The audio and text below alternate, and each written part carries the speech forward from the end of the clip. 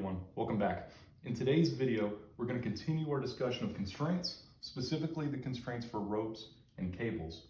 Here's the example we're going to use. We have two blocks, A and B. They're both hanging from a cable, and that cable has been strung through a series of discs and pulleys. You can imagine if you were to reach out and grab block A and you pulled block A down, that's going to require more rope, which means the rope is going to feed through these pulleys, and ultimately that's going to require that block B moves up. So we can see just from intuition that if we attach variables to the motion of these blocks, if we say the blocks are not going to swing left and right, they're going to very simply move up and down, then there is some translation variable for block A, there's another translation variable for block B, and of those two, only one of them is independent of the other, because if you move one of them, you elicit a change in the other. So just from intuition, we can look at this problem. We can expect there to be 1 degree of freedom. So we want to confirm that there is 1 degree of freedom in this problem. So what's the procedure for doing that? We're going to do positions, we're going to do orientations, and then we're going to list the generalized coordinates. We are going to derive constraints. And then we will calculate, or really in this case confirm, the number of degrees of freedom. So there's our process. What are we going to do to get these position orientations? Well, same thing we always do. We need to put an inertial reference frame on this problem. We also need the non-moving inertial point. So where should we put the inertial point on this one? Well, many places would work just fine. You could put it on this disc. You could put it in the center of the disc. You could put it in line with disc A. We could put it in the bottom right corner, maybe in line with this bottom disc, and also in line with disc B. Many of these are just as fine as any other. Let's put it here. That should work just fine. So there is our point N. So we know we want to do positions. We need to keep track of the position vector of A and the position vector of B. Okay. We selected N and A. Maybe it's not drawn perfect, but N is, there's no horizontal displacement between, we'll put the point A and point B there where the rope's attached. So there's no horizontal displacement here, but there is a vertical displacement, Q1. So I'm going to say that P into A is Q1 in the y hat n direction.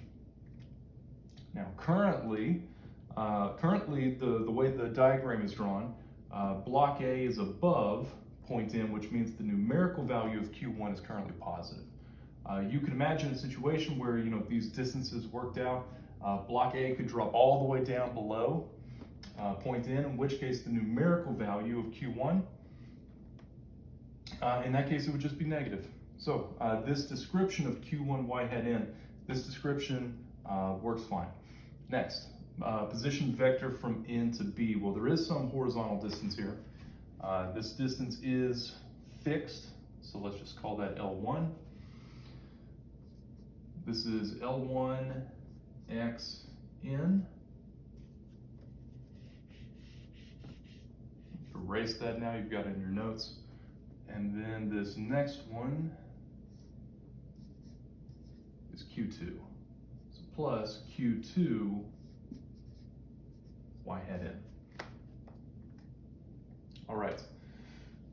So what about orientation on these? Well, if we make the assumption that these blocks do not swing in the wind, then there is no rotation on these blocks. We're going to pretend that they just translate up and down.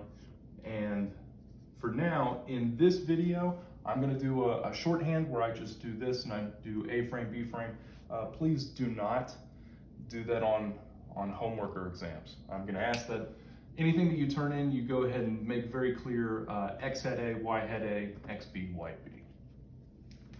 All right, so we have these. We do need to define the rotation of these. Since these do not rotate, I'm going to save a little space on this write-up.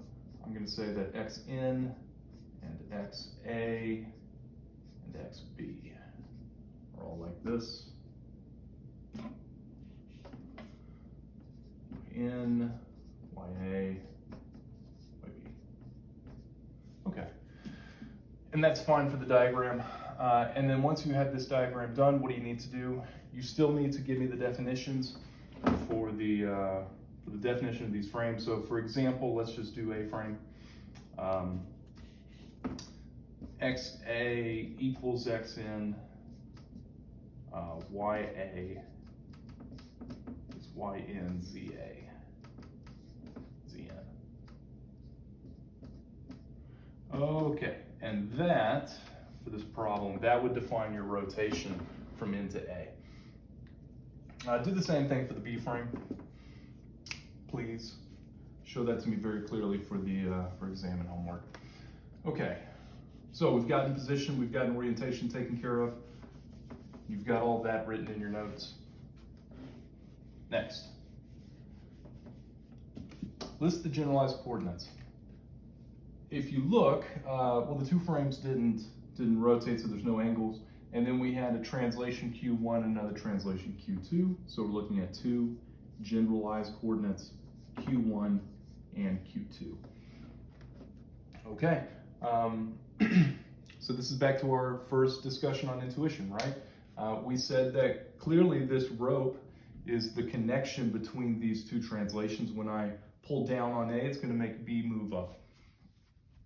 The constraint we're going to use is that the rope is constant length. So if we come up with some expression for all these different lengths, then we could use that to solve for one of these translations in terms of the other. So let's break this thing down into chunks, this length of rope.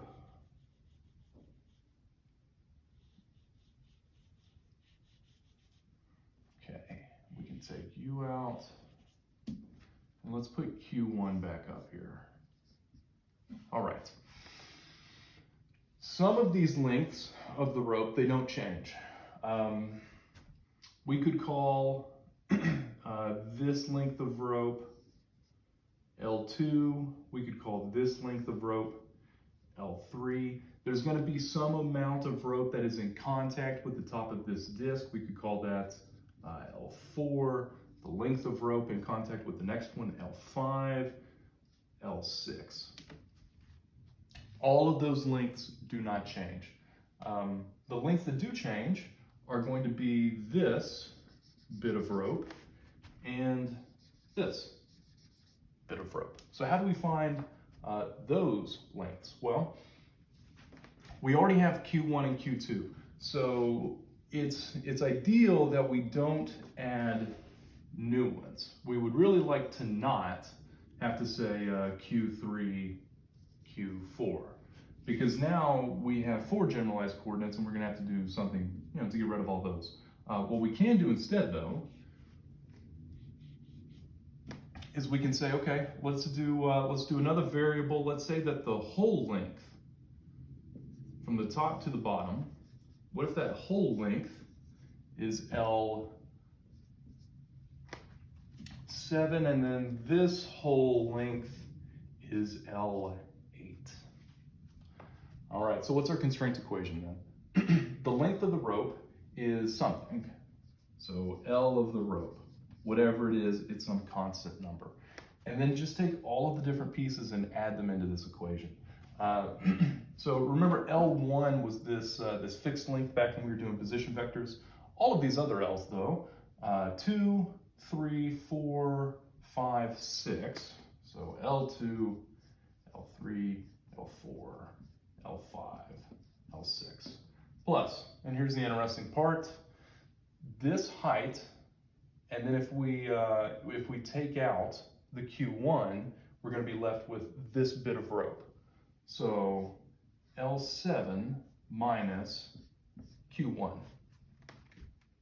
Now, question, this little bit that I just wrote down, does this also work when the block drops even further? Well, right now in the diagram, Q1 has a positive value. So L7 minus Q1, you're going to yield some positive number. Eventually, when this block keeps dropping, we said earlier that the numerical value of Q1 would go negative. So here we are subtracting that negative, so this number gets bigger, right? The length of that rope continues to increase. And then we can do the same thing on the second block B. The total height is going to be L8, and then we're going to subtract Q2. And there it is. There's the constraint equation. Now, we haven't gotten to velocity yet, but equations like these really get more interesting at the velocity level. So what do I mean there? I mean, if you just take the derivative of this equation, what's going to happen? The left-hand side is the total length of the rope. Well, that's a constant, so that goes to 0. So the left side of the equation is 0. All of these are constants. Also, L7 and L8 are constants. So the only thing in this equation that is the variable is the negative Q1 and the negative Q2. So if you take the derivative of this, so that's what we're doing ddt, what we're going to find is that this equation becomes negative Q1 dot minus Q2 dot equals 0. And we could solve for one of these. We could say that Q2 dot equals negative Q1 dot. And of course, those dots mean speeds. So this is a bit more intuitive. This makes some very direct sense, right? If I grab block A, however fast I pull down on it, block B is going to move up, and it's going to move with the same speed but the opposite direction. So if I pull down on A, block B goes up. So here you go. That's the approach for doing constraints for ropes and cables. It's really just about breaking this thing into chunks, figuring out what lengths are important or what you need to consider. For example, how big are these discs? Are we really concerned with the size of them? Do they matter? If you're the one building this system, you need to know how long of a rope or how long of a cable to get. So maybe the size of these discs are relevant. So you go through the problem, and then you just break it up, and then you figure out which pieces are changing by how much, and sometimes you have to do a little geometry, and then you put it together and you make a scalar equation. So there we go. You could have a problem with multiple ropes, multiple cables, in which case you would have a different equation for every rope, because one rope will have its fixed length, and then the other rope would have a different length, and you would have to construct multiple equations. All right, so we've got that constraint equation. What's the last thing we need to do for this problem? We say 2 generalized coordinates, and then minus the 1 constraint. And that's going to give us 1 degree of freedom, which we already knew, but now we can confirm. And we need the math, we need the constraint equation to eventually find these relationships. Okay, so that's it for this video. Look out for another one on rolling bodies. I'll see you next time.